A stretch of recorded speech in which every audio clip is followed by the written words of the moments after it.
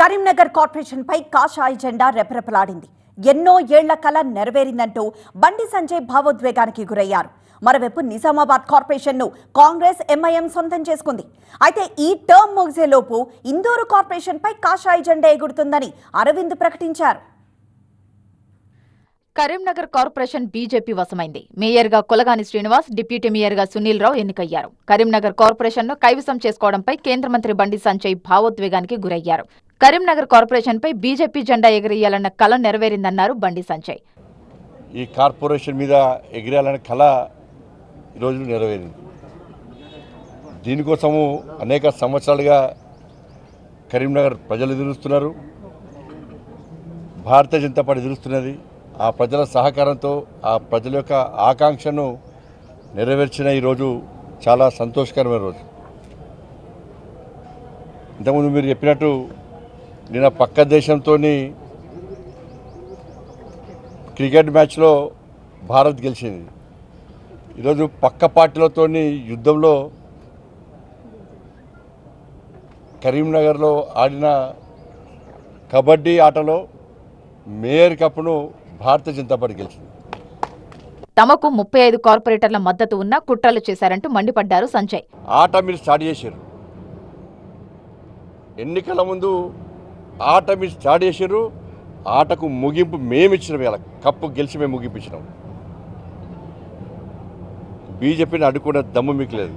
మీ కుట్రలు చేస్తే, మీ కుతంత్రాలు చేస్తే తెలంగాణ రాష్ట్రంలో యుద్ధం స్టార్ట్ చేసినాం. ఆ యుద్ధం కరీంనగర్ నుంచి స్టార్ట్ అయింది. కాంగ్రెస్ పార్టీకి నేను చేస్తున్నా, అలా ఛాలెంజ్ చేస్తున్నా, మీకు ఎక్కడికక్కడ మీ మెడల్ వాస్తాం. ఎంఐఎంతో కలిసి నిజామాబాద్ కార్పొరేషన్ను హస్తగతం చేసుకుంది కాంగ్రెస్ పార్టీ. మేయర్గా కాంగ్రెస్ అభ్యర్థి ఉమారాణి ఎన్నికయ్యారు. డిప్యూటీ మేయర్గా ఎంఐఎం అభ్యర్థి సల్మా తహసీన్ ఎన్నికయ్యారు. ఆ రెండు పార్టీల అనైతిక పొత్తు ఎంతో కాలం నిలవదన్నారు బీజేపీ ఎంపీ అరవింద్. గడువులోపే వాళ్లను గద్దె దింపి ఇందూరు పగ్గాలు చేపడతామన్నారు. అక్బర్ వచ్చి ఈడ మొత్తం హిందువులందరినీ తిడతాడు, కులాల వారిగా ప్రతి కులం పేరు తీసుకొని తిడతాడు. మొత్తం ఆత్మాభిమానం చంపేసుకొని కాంగ్రెస్ వాళ్ళు వాళ్ళతోటి ఇలా సంసారం మొదలుపెట్టారు. ఏది ఏమైనా నా మాటగా చెప్తున్నా, ఈ elected mayor, deputy mayor will not complete the term. Within the term we will make sure BJP's mayor is formed within this municipal elected body term. ఎంఐఎంతో పొత్తు అనైతికం ఎలా అవుతుందని ప్రశ్నించారు టీపీసీసీ చీఫ్ మహేష్ కుమార్ గౌడ్.